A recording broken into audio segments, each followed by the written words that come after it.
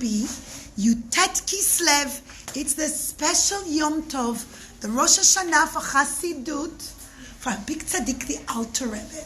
He lived many years ago in Russia. And children, before him, there was a big tzaddik. His name was Yisrael Baal Shem Tov. Rabbi Yisrael Baal Shem Tov. Hello, Yaladim. Rabbi Yisrael Baal Shem Tov said, it's time to teach the secrets of Torah to all the Jewish people. And after him came the Maggid of Mezrich, also a big tzaddik. And then there came the Alter Rebbe. And the Alter Rebbe said, children, that we can't just teach it, we have to write it down. We have to start writing it down in a special book. He began to write a book called the Tanya. And in the Tanya, he teaches us, Ein od milvado, no one exists other than Hashem. And he explains what it means, that Hashem is always, always everywhere. And it's all coming from a part of Torah called Kabbalah, the secrets of Torah, or chassidut. Children, up in Shamayim, there were malachim, children. And they started to make a big kitrug. They started to say, 1 second, why is the Alter Rebbe allowed to write down the secrets of Torah? And not only that, he's putting it in books that everyone can learn it. The daddies can learn it. And the mummies can learn it. And even the little yeladim. Now children, just like when Moshe Rabbeinu came to give us the Torah, Hashem came to give us the Torah on Har Sinai, up in Shamayim. Remember the story? The Malachim started to grumble. They complained and they said, 1 minute, we love the Torah. We want the Torah. You can't give it to the Jewish people. We want it. Keep it up in Shamayim. We want the Torah up in Shamayim. And Moshe Rabbeinu, the big tzaddik Moshe Rabbeinu, had to stand in front of Hashem, in front of the Kisei HaKavod, and say, please Hashem, please, the Jewish people want the Torah. They say, Nasa v'nishma. It belongs down on earth to make the whole world into a dwelling place for Hashem, please Hashem. And in the end, Moshe Rabbeinu won that argument, and the Torah was taken down up from Shamayim, where it was with the Malachim, and brought down to this world and given to all of us. But children, there was one part of Torah called Kabbalah or chassidut. That's the secret parts of Torah. And that it's only going to be revealed to everyone fully when Mashiach comes. And here was the Alter Rebbe, and he was taking these secrets of Torah and he was teaching it to everyone. In fact, children, one day, one of the pamphlets that the Alter Rebbe wrote, which is a section of the Tanya, it fell in the mud. There was a muddy ditch, and somebody had written the part of the Tanya on a paper, and suddenly it fell inside the mud and the dirt. It was getting yucky and sticky. And there were 2 big tzaddikim, and they said, oh no, look what's happening. Words of secrets of Torah, words of chassidut are in the mud. And they said, oh no, people are taking these holy words, which is secrets of Torah, which is chassidut and Kabbalah, and they're writing it down on paper, and everyone's taking it, and it's falling inside the mud. Oh no, it's so bad. And the Alter Rebbe said, no. The Alter Rebbe said, I want to explain to you something. The Alter Rebbe says, I'm going to tell you a story. It's not a real story. It didn't really happen, but it's a mashal. A mashal means it's a story that you learned from it, a lesson. There was once a king, and he had a wonderful son, the prince. And the king, he loved his son, the prince. And he said, wow, where's my king? Sorry, maybe he's another king. He said, I love my prince. I love my son the most. He is the best. He's so special. Mwah. king had lots of treasures. He was a very rich king. And what the king also had, he had a beautiful, beautiful crown that he wore on the day that he became king. It was such a beautiful, sparkly crown with lots of diamonds. And all the way at the top of the crown was the crown jewel. The most beautiful, exquisite, rare jewel in the world. Nobody else in the world had such a jewel such as this one. A diamond such as this one. One day, the prince became very sick. And he wasn't feeling well. And all the doctors came. And they tried to give him different kinds of medicines. And it didn't work. And lo aleinu, the prince got more and more sick, children, till he couldn't keep his eyes open anymore. He couldn't stand anymore. And he had to stay in bed. And not only that, children, he couldn't even wake up anymore. He was unconscious. And the king called out and he said, "Please, is there a doctor that can cure my son? He's so sick, he's not well. Please, any doctor, I'll pay you anything." And one doctor came and he said, "King, I know of a medicine that will cure your son. But since he's not well and he can't even be awake, he's unconscious, he's not even opening his mouth, most of the medicine is going to spill everywhere.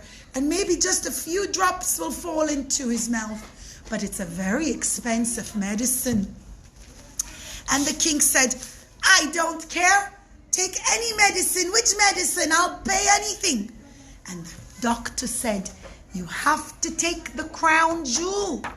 And you have to take the jewel on the top of the crown. This one. And you have to take it. And you have to put it in a special crushing bowl. You have to put it in the bowl. And you have to crush it and crush it and crush it. And turn it into a powder. And then you need to put the powder in a bottle. And mix it with the water. And then you have to take that medicine that's made up of the king's crown jewel. The most rare jewel that was on the top of the king's crown. And you have to take it from the medicine bottle and feed it to the prince. And maybe the prince will be well." And everybody said, "What? We can't do that. Oh, that's the king's most important crown. We can't do that. We can't do that." But the king said, "You must. My crown isn't worth anything. If I don't have my son, he is the crown prince. I want him to be well." And the king made an order that they should quickly do that. And that's exactly what they did. They sawed off the jewel from the top of the crown. And they put it into a crushing bowl. And they crushed it and banged on it and crushed it. Put the powder in a bottle with water and turned it into medicine. And when they put the medicine in the prince's mouth, he wasn't conscious. He was sleeping. He couldn't wake up. He was so ill. And all the water spilled everywhere because he wouldn't even open his mouth properly. And the doctors had to push and push into his mouth. And a few little drops fell in his mouth. And suddenly, as soon as the few little drops fell in, the prince opened his eyes. And he said, Baruch Hashem, I feel all better. Thank you, I feel all better. And the king was so happy and he said, "Yay, mwah, I'm so happy. I took my crown jewel. And even though I had to destroy my beautiful crown, it saved my son's life. And that's what matters. My crown is not what matters. My son is who matters." Now, children, the Alter Rebbe told this mashal, this story. And the Alter Rebbe explained. He said, "You see, the Jewish people, we're Hashem's children. And the special crown is like Hashem's secrets of Torah. The crown jewel, the one on top, it's like Hashem's secret parts of Torah. That the Malachim up in Shamayim are saying, we want to keep the secrets of Torah up in min shamayim. It's only for the days of Mashiach. We're not letting it come down to earth. And sometimes, children, when we learn the secrets of Torah, just like the Alter Rebbe was teaching, remember I told you that he wrote a book, the Tanya, and parts of the books from the Tanya fell inside the mud and was getting dirty. He said it's the same like the crown prince, just like the medicine spilt everywhere, but a few drops went into his mouth and it saved the prince. The same thing, children. Even though the holy words, they fell everywhere. Some of them fell in the mud. But it didn't matter so long as some words of Torah reached the Jewish people from the secrets of Torah. He said it's going to save the Jewish people. It's going to bring Mashiach. And he fought very hard to teach chassidut. But children, there were people who were very angry about it. And they said, they were called the mitnagdim, children. And they said, what? Secrets of Torah just for big tzaddikim? Not for all the people, the simple people, and the mummies, and the daddies, and the little children. And they said, we're going to tell not true things about him to the king of Russia. Now, children, don't mix it up with the king in the mashal. He was a different king. Now, that was just a mashal, just a story to explain the concept of teaching chassidut. But now I'm going to tell you a story that really did happen. So there was a king in Russia. His name was the Tsar. And the Tsar liked being the king of Russia. And he said, I'm the king of the whole of Russia. And the not nice people, children, who thought it was very bad that the Alter Rebbe was teaching chassidut to everyone, they came to the king of Russia and they made up lies. They said, King of Russia, the Alter Rebbe, he wants to be king instead of you. He's got lots of followers, all the Jewish people, and he's teaching them all kinds of stuff that they will think that he's king and not you. He is trying to cause a rebellion. And the king got so angry, and he said, what? Oh, that's terrible. I'm the king. And he called his soldiers, and he said, soldiers, go bring the black wagon. Children, the black wagon was a wagon that was used only for the worst criminals in the country. People who the king thought that they hated him, the king. But the Alter Rebbe didn't hate him at all. And he said to the soldiers, take the Alter Rebbe and put him in the black wagon and bring him to the special big jail in Petersburg. And they came and they arrested the Alter Rebbe, and they brought strong horses to pull the wagon. Brought a couple of horses to pull the wagon, and they were traveling to the jail. But it was a Friday, and it would soon be Shabbat, and the Alter Rebbe knocked on the door of the black wagon, and he said, soldiers, stop the wagon, please. It's almost Shabbat. I won't travel on Chatzot on a Friday because it's too close to Shabbat.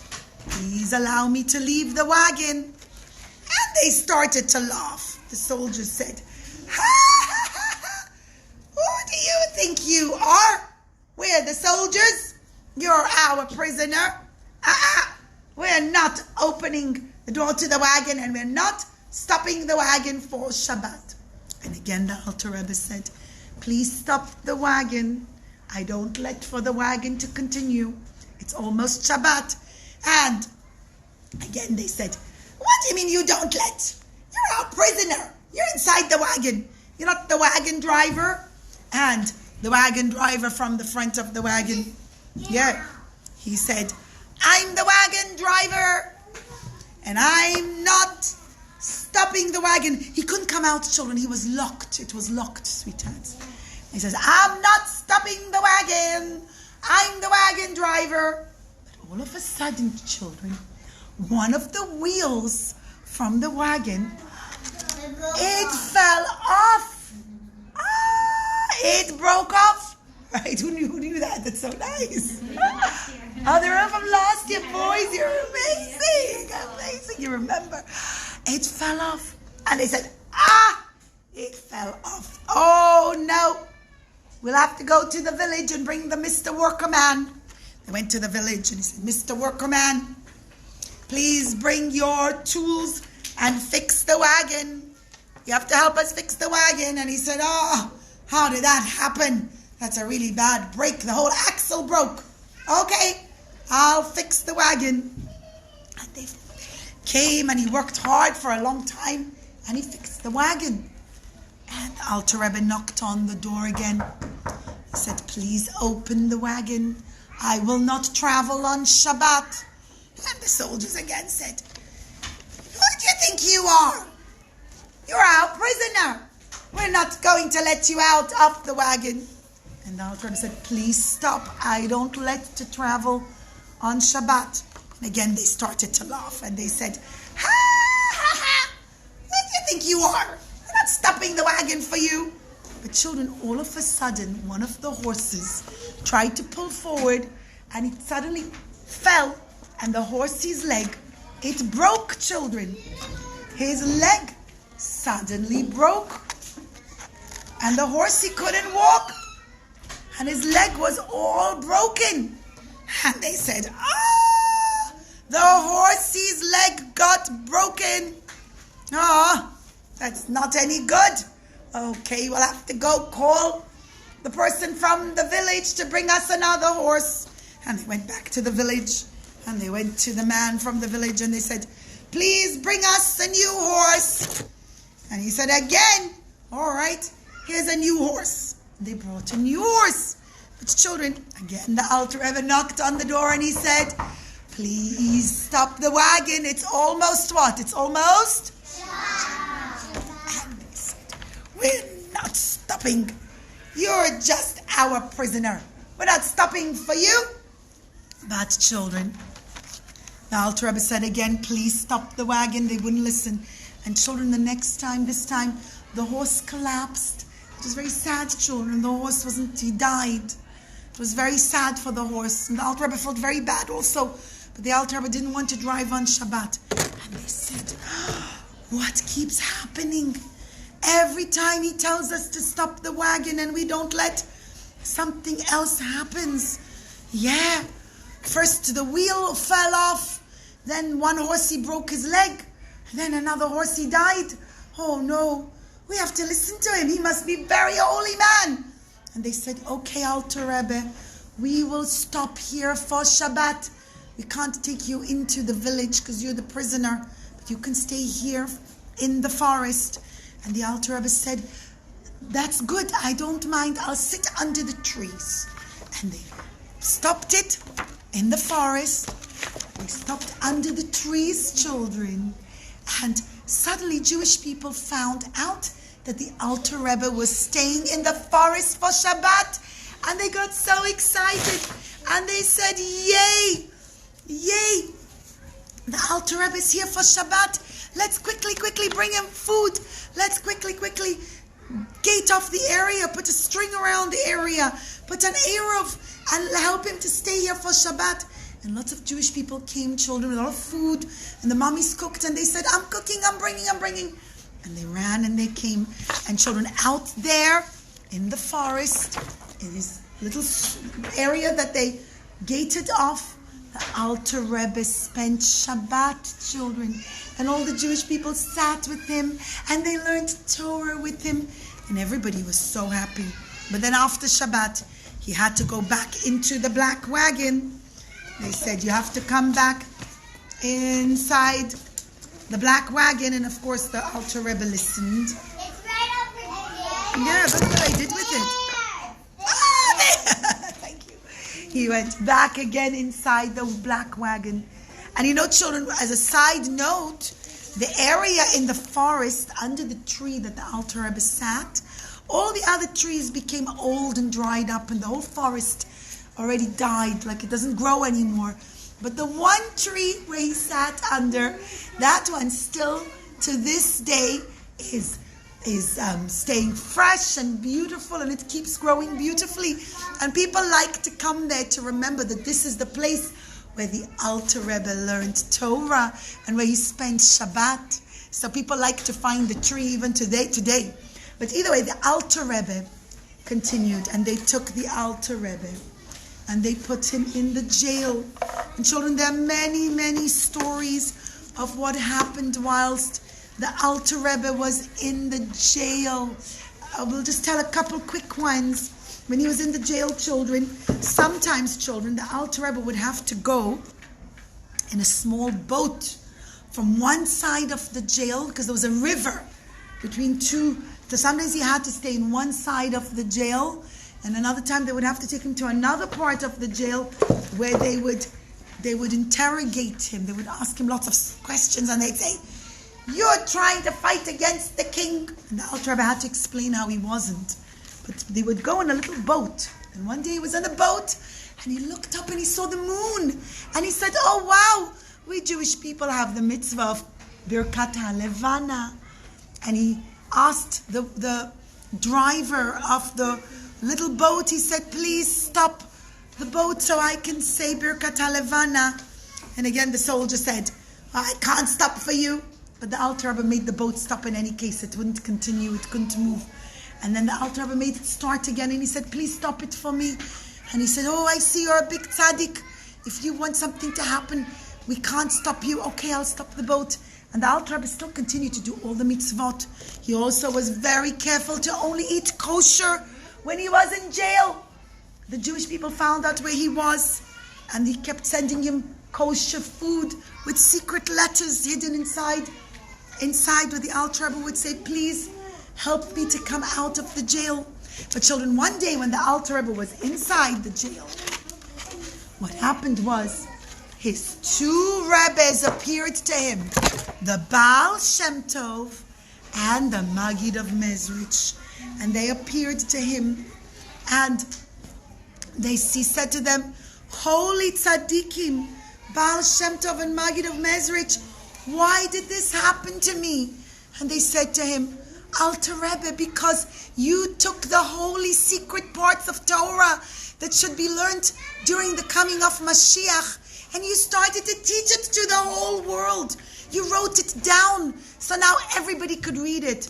And up in Shamayim, the Malachim are making a big kitrug, are making a big war and a big fight against you. That's why you're in the jail." And he said, "Oh, so should I stop teaching this?" And the Baal Shem Tov and the Alter Rebbe said, No, you shouldn't stop. Now that you started, you should continue. Don't be afraid. You will win this battle. You will win this court case. You'll win this war, and you'll come out, and you'll be able to continue teaching chassidut. Now you should teach it even more than before. And you should continue writing it down. And when you come out of jail, it will be a sign for you that up in Shamayim, Hashem made a new decree or a new law that now the Torah of the coming of Mashiach can be taught to the whole world, to everyone, not just to big tzaddikim." And the Alter Rebbe children stayed in jail for 52 days. 52 days because the book of Tanya, children, has 52 chapters. So for each chapter that he wrote, the Malachim up in Shamayim were fighting that he has to stay, that they can't teach the secrets of Torah to everyone. But in the end he won. And after 52 days, on Yud Tet Kislev, children, the Alter Rebbe came out of the jail. And it was a big, happy time for all the Jewish people. It wasn't just that a big tzaddik came out of jail, children. What it meant was that now Hashem was saying that the time for Mashiach has arrived. That now we can take the secret parts of Torah, chassidut, and teach it to everyone, not just to big tzaddikim. And that now we're starting to learn and taste the Torah that's going to be during the days of Mashiach. So Yud Tet Kislev, children, is Rosh Hashanah l'chassidut. It's the Rosh Hashanah for learning chassidut, and all Jewish people celebrate because we're so happy that Hashem gave the Torah to the Jewish people, and Hashem gave the secrets of the Torah to all the Jewish people. The parts that teach us Ein Od Milvado, that nothing exists other than Hashem. And Hashem is always everywhere, and Hashem is always with us and never separating from this world. So let's sing Hashem is here, Hashem is there, children. Okay, let's just turn off the part from home.